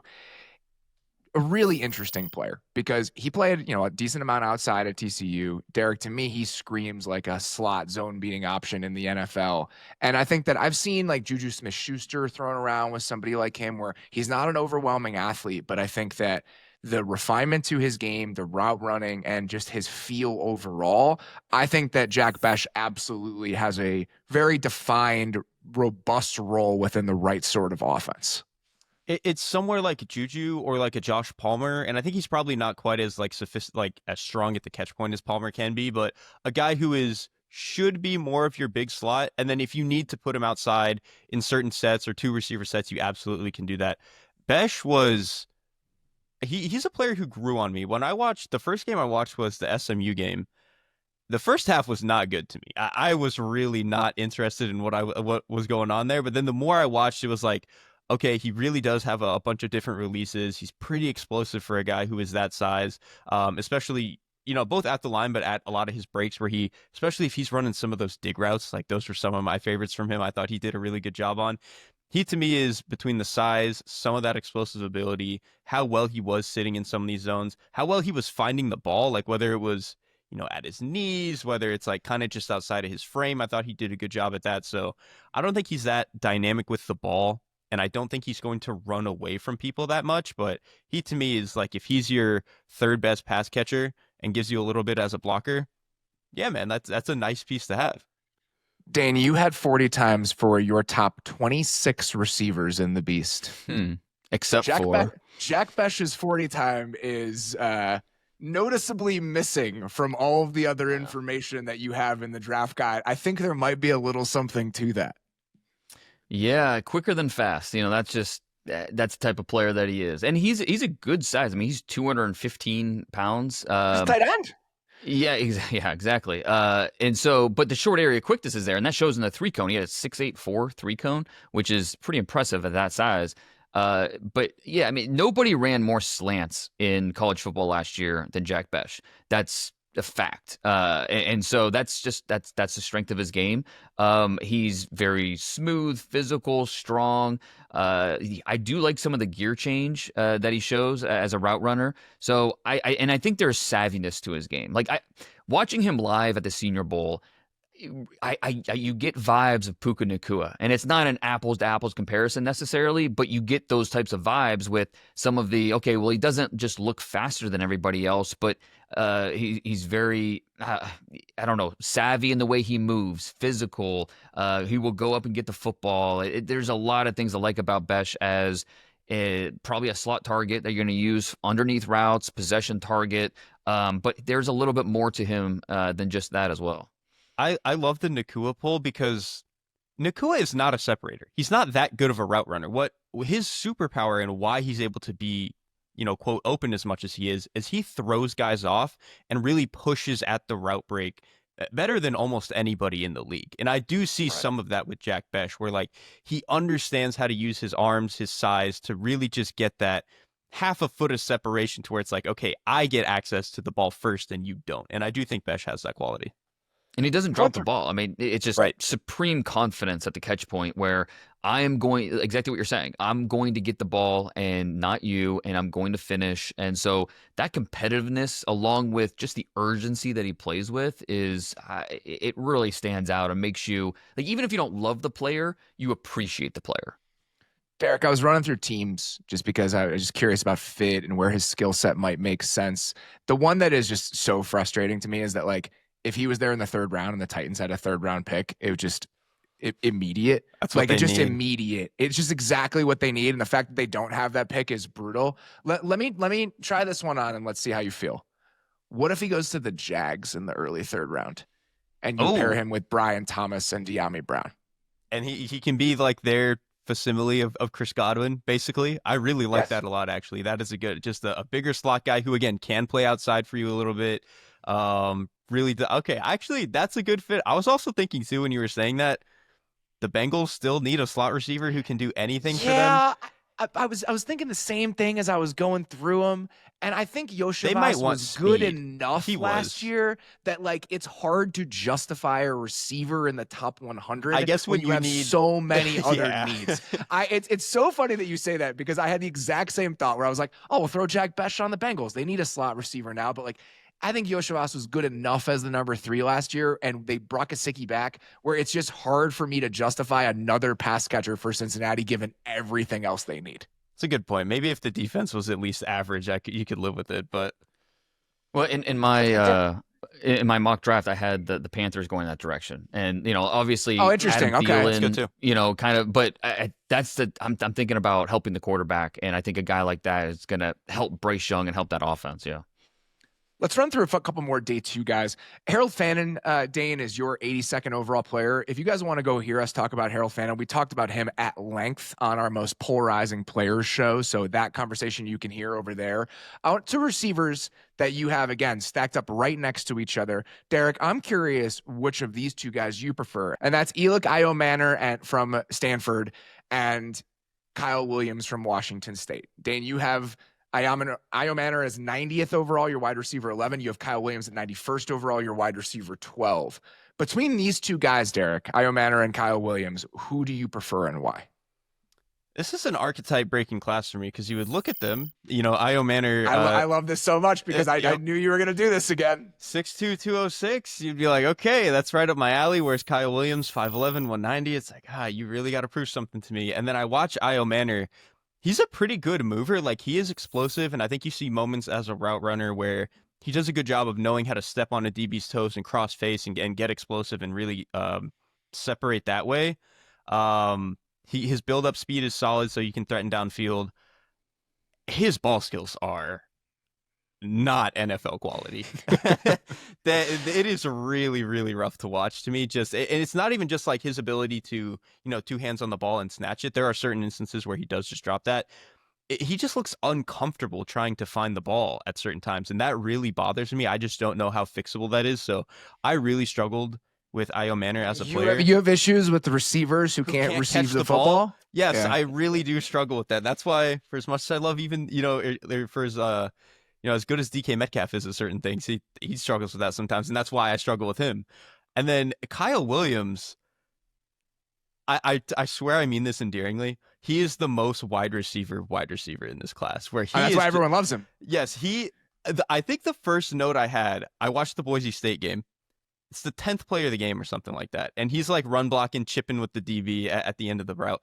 He just smacks him on the side of the helmet. I'm like, all right, this dude he's clearly a little bit different. And then you watch him, really as a route runner, he's incredibly quick. I really like his build-up speed. Some of his route running is fantastic. Like the way that he was setting out some of those out routes, some of his comeback routes, I really enjoyed. I didn't love some of his like ability to finish. Like it seemed like he was giving up on some plays and some routes at the catch point where if it was going to be contested, he was just like, I'm good, I'll get it next play. So in that sense, he really is the wide receiver's wide receiver. But I think he is explosive enough that I actually sold myself that if things go well enough, he could be like what Darnell Mooney is, and has been for the Falcons. Like I can absolutely see that vision for him. So here's why I think that Kyle Williams to me is a more intriguing player than somebody like Darnell Mooney, Dane. This is why, like me, and when I come to the process and how it's so interesting because you have these guys painted in certain ways. And when I turned on the Kyle Williams tape, I anticipated seeing this kind of like route technician because of everything that I'd heard about with him at the Senior Bowl and the release packages and everything. And you do see some of that. He is a refined route runner. That's all there. I was shocked, like genuinely shocked at how explosive he was with the ball in his hands, because that is not something that I'd really heard, because every other person I'd heard talk about him was talking about the releases and the route running and everything else. So when I watched that element of Kyle Williams' game, where you see the refinement as a route runner and you combine it with real explosiveness with the ball in his hands, my landing spot is, what am I missing here? Like what am I missing here? Like, why am I not supposed to like this guy? And that's kind of where I landed with Kyle Williams. And I'll just be the 100th log on the fire of everybody who has said this seemingly in NFL media over the last month. And I think it's, the size. Obviously, he's not a bigger player. And sizes, all of you. Yeah, that's never stopped Robert with the receivers. So right, exactly. That is obviously the first thing that if you're going to play a devil's advocate. And he ran really well at the combine, and then got hurt, missed the pro day, and so injury stuff. It's one of the reasons he's been on so many 30 visits. Teams trying to figure him out. Because I think the flashes, and he played well pretty consistently, more consistently this year than he did in previous years. And so he was kind of like a late burn where it's like, all right, coming into the year pretty firmly a PFA prospect, but then, all right, you check in on him in October and it's like, all right, he's playing better. He's looking better. And then by the time we get to December, it's like, all right, we have a prospect here. Like, he is a draftable player all day. And then, you go further into the process, Senior Bowl combine. It's like, all right, yeah, I'm kind of running out of reasons why he shouldn't be bumped higher and higher ahead of this guy. So, it's very different perspective. Like, when I'm doing this year round and I have a idea of who a player is, and then he starts to play better and better, compared to coming in at the end like this, where you just have you still have a framing of who he is based on what you've heard. You can't do this in a vacuum, but then, you kind of are a little more open-minded to what he is. And so it's interesting how that works. But both these players are, I think, interesting in their own ways. And with Ayomanor, like, there's so many kind of ironic parallels to Chase Claypool. Both being Canadian guys. Maybe that's why I'm out. Maybe that's why I'm out. Yeah, and I don't necessarily mean that as a glowing compliment by any means. But, good size receivers that can run. The ball skills are definitely an issue. But, he's physical. He's competitive. Like, you feel like he's a guy that has not yet played his best football. And I will say, his character is a lot better, night and day better than what Claypool's is. So, I don't want to compare them as, very similar players, but skill sets are, I think, in ways similar. With Williams, I think if you're okay with the size, you're going to be a lot higher on him than I think some of these, as opposed to maybe thinking he's going to be a 3rd or 4th round player. And this is important to point out. I'm looking at him almost solely through the tape and what I can see. You're doing a lot more research, and then some of the analytical profile stuff. Derrik, you're attuned to these sorts of things, and I think it's worth bringing up. When you're a super, super late breakout like this at a school like Washington State, it's at least a data point that we have to acknowledge, especially in an era where most of these guys, if you are a 2nd or 3rd round prospect of one of these schools, you're likely going to level up at some point during your college experience. And that's not something that happened with Kyle Williams. So I think that when you watch the tape, it's easy for somebody like me to be like, well, what are we missing here? But there are other data points associated with the profile that I do think are worth bringing up to get a more well-rounded understanding of who he is. Right. And the late breakout thing is not like this guy immediately sucks and isn't going to work out. It's just you have to ask the question of why. Yes. Dane was talking earlier about with Elijah Arroyo. It's like, okay, his sophomore season shreds his knee. And it's like, okay, well, that is certainly going to stymie anybody's development path. So there's that. But then you have the Kadarius Tonys, who was like doghoused at Florida for like 3-4 years, and then finally gets on the field as a senior. And everyone was like, well, why wasn't he playing? He was all this explosive stuff. And it's like, because the coach hated him. Like, that's why he wasn't on the field. And so just asking what was it with what, and I don't know what it was for Williams, like why it took him so long to kind of get there, but it does at least make you start to ask questions that, like, again, like I mentioned for Loveland, dude was an incredible player the day he stepped on the field at Michigan. And so, like, you just have fewer questions about guys like that. Let's talk about a few more tight ends before we get out of here. I probably should have mentioned this guy in the 2nd, 3rd round range, but we talked about him yesterday with DJ Dane, and that's Terrance Ferguson from Oregon. Count me in. He's in. Awesome. When I watch him, to me, it's a little bit, and he was the player that was kind of driving my point about the gap between Loveland and the rest of the tight ends and Genty and the rest of the running backs. I think if you did the Peter Parker meme with the glasses, you could get yourself there with Terrance Ferguson and Colston Loveland a little bit. He's not as smooth. He's not the route runner, but I think that the broad strokes, there's a lot to like there with a guy like Terrance Ferguson. So you and DJ both expressed an affinity for him earlier this week, and I can understand why after really going back and watching him this week. Yeah, easy player to like. Even though like the production's average is not great, like he wasn't a featured part of that offense. He missed some time this past year, so that was part of it. So I came in thinking, all right, this is a third-round pick who has a chance to be a second-round pick, and maybe like during the season he didn't quite get there. But it was the whole way, the Senior Bowl and the Combine, the way he tested it, it was like just reaffirmed, okay, this is why I love the player so much, is he is a really natural receiver, and you feel like there's more meat on the bone here. You feel like he has, maybe it was just the way he was featured, but he has a lot of good football ahead of him, and it's maybe whether you want to use him in the slot, you want to use him, I think you can use him in different ways, kind of like we were talking about with Loveland. I don't see a massive drop off between the two players. I would agree with that. I adore Terrance Ferguson. He is, dude. When I watched, awesome, when I was charting Bo Nix last year, it's just every game it was like, dude, number 3 is the best player on the field. This guy, like he's like you said, he's probably not quite as smooth as Loveland is. I think you could make the case he's probably a little bit more explosive at certain times. Like some of the he's a great athlete. I mean, you look at the 39-inch vert. Yeah. Yep. Like some of the deep crossers he'll run where he's just eating up ground, or some of the seam routes. And then his ball skills, I don't think he's like the, Jimmy Graham, he's reaching a foot above everybody else type of, go high point it. But I think he very consistently, when the ball is in his range, he's coming down with it. I think especially some of his red zone work is really incredible.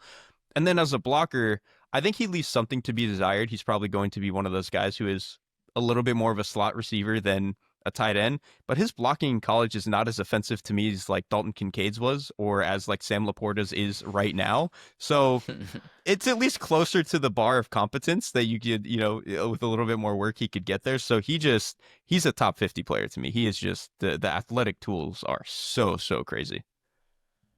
How much of a gap do you see between him and a guy like Gunnar Helm, Derrik, who is 96th for Dane and like on the 3rd, 4th barrier? And very different types of players. And so they're bringing very different things to the table. But you like Helm, correct? Not really, actually. When we were talking about, before the show about who to include, I figure Helm is going to go in the top 100. I know that he's a player that some people really like. I actually really struggled with Gunnar Helm. I think you see moments of he does see the ball in really well, and I think that that's a nice trait for a tight end to have. The movement skills, I just don't really think are there. I don't think he's that explosive. He's a safety blanket guy. Yeah, he's very much a safety blanket guy, which if you're going to be that, I think you got to be really, really exceptional at certain things, which actually the last guy we'll talk about to me is actually fits better in this bill. But Helm, to me, I think he's more like a good rather than great with those safety blanket skills. And then just to me as a yak guy is not that exciting. As a blocker, he's actually decent in pass pro, but for whatever reason, his feet just get tangled up in the run game and he just like falls off guys immediately. So if you're going to be a security blanket guy, I'd rather you be a good blocker. And to me, I just struggled with it. So Helm is not a guy I loved. So if I was picking after Ferguson, to me, it's like, that's where I'm looking at Arroyo or Fannin, like those type of guys. Yeah, and Helm just snuck into my top 100 as one of the fringe guy. I agree with everything you said about the athlete, but I thought he was still pretty efficient with his releases and quick out of his stance, and I thought he leveraged breaks well. The game. Yeah, exactly. He maximizes the tools that God gave him. Like that's the kind of and he catches the ball really well. Like you said, it's like a safety blanket. Obviously there's value in that because he is very reliable at the catch point. He will consistently move the chains. So yeah, I think there's value for that in the NFL, but maybe he's not the true mismatch weapon that you're looking for in a tight end like that. The guy you did want to talk about, Derrik, that you do like is Mitchell Evans, who is not on Dane's top 100. He is his 9th tight end and a 4th round pick. What about Mitchell Evans stood out to you? I think relative to the entire class, any position, this is the player I'm highest on. Like I would take him probably in the top 70. Mitchell Evans, first of all, size. He's 6'6", 260. That is a big man. And like you just watch him play and he does all of the stuff that you want out of a big man. Like I think he's a very good blocker. And not just like, oh, he's helping double team on duo or something like that. No, like if you get him moving out in space or he's the slice guy on split zone, he is a very, very good and willing blocker. So I really love him for that. And then we talk about a guy being a safety security blanket. Mitchell Evans catches anything that he can see. He has long arms. Like he just has this incredible ability to, you know, he's got to play against, I want to say it was Ohio State last year, where he goes up and just like one hands this dig route that he has no business getting. And then a couple of plays later or a couple of drives later, he's going and catching a ball at his feet and then still stumbling around to get back up and go run with the ball. And I'm just like, he does all of the stuff that you want out of a typical wide tight end. I know that he's not going to be, you know, run down the seam and just run by everybody the way that like Sam Laporta can, but he actually does have good like short area quickness for a guy his size. I mean, shoot, they were playing him at slot or even on the boundary. Like he's a guy who lines up everywhere. So to me, he just, outside of pure explosive run with the ball ability, he checks every single box to me. What do you make of that, Dane? Yeah, I saw some of that. I saw a guy that wasn't truly special in any one area, but was just kind of good across the board. You know, like not explosive. I fall for those guys though. I love those. and I get it, and I certainly understand it with a player like this. I mean, I had a 4th round grade on him, so I don't think he's like undraftable or anything. But because I do really like him at the catch point, like exactly what you're saying. I mean, yeah, that catch against Ohio State on the 2023 tape definitely stands out. And context with him, you know, he had a torn ACL. October, like around Halloween of last year, 2023. So this year, you have to factor that in when you're watching this tape, that there's a little bit of rust that he's shaken off. And I think you saw him get better and better throughout the season. But as a blocker, he's solid, not amazing, not great, but solid. He'll execute. As a receiver, I don't necessarily see a fluid player, but he's a guy that will attack the void. And if the ball's thrown to him, he's going to do whatever he can in his power to come down with it. So, yeah, I think there's a lot to like about him as a functional player who can, especially teams that run a lot of 12 personnel, really be of value for them. All right, so those are your top 8-ish tight ends in this class and your top 12-ish receivers in this class. We packed all of that in about an hour and 40 minutes. I feel pretty good about that, right? You know, sometimes we try to package this in interesting ways. We didn't try to do that today. We're just going through the guys. What do you like? What don't you? And I think it was the right way to go about it. Some of the guys we missed, I'm glad we talked about another Torrey Horton. We talked about yesterday with DJ, Savion Williams. We talked about on the most polarizing show. So yeah, we were able to really cover a lot of these guys, especially the ones that will be drafted in the first 3.5 rounds. And guess what? That is when we will be live on YouTube next Thursday and Friday, live on the Athletic Football Show YouTube channel. Thursday night, 7:30 p.m. Eastern. Me, Dane, Derrik, Bruce Feldman. Please come check that out. We'll be talking about it a lot over the next week or so. Friday, 6:30 p.m. Eastern. The three of us, some great guests from the Athletic newsroom. Very much looking forward to this. We've got some cool stuff coming your guys' way this year. We have a great studio in Chicago. So please come hang out with us on YouTube on the first 2 nights of the draft. It's going to be a really good time. We would really appreciate it. For now, that's all we got. We will be back on Monday with our last pre-draft mailbag. We're going to be finishing up our On the Clock series on Tuesday with picks 26 through 32. I'm very good at math. Our buddy Mike Renner from CBS is going to help us finish out that exercise. If you've not listened to the rest of those shows, we've talked about every team in the first round at length. So what are their needs, which directions they could possibly go. So if you want to catch up this weekend, go listen to the first 3 installments of that before our 4th and final one on Tuesday. Would encourage you to do that. And then on Wednesday, me, Dane, Brandon Thorne, all offensive linemen from this class all the time. And that will round out our prospect coverage and a majority of our draft coverage here on the Athletic Football Show. So that's what we got on tap over the next week or so before our live draft show. Please be on the lookout for all of that. For now, appreciate you guys listening. We'll talk to you very soon. Thanks for watching the Athletic Football Show. Subscribe to the channel to keep up with us. Like and comment on this video, and we'll see you next time.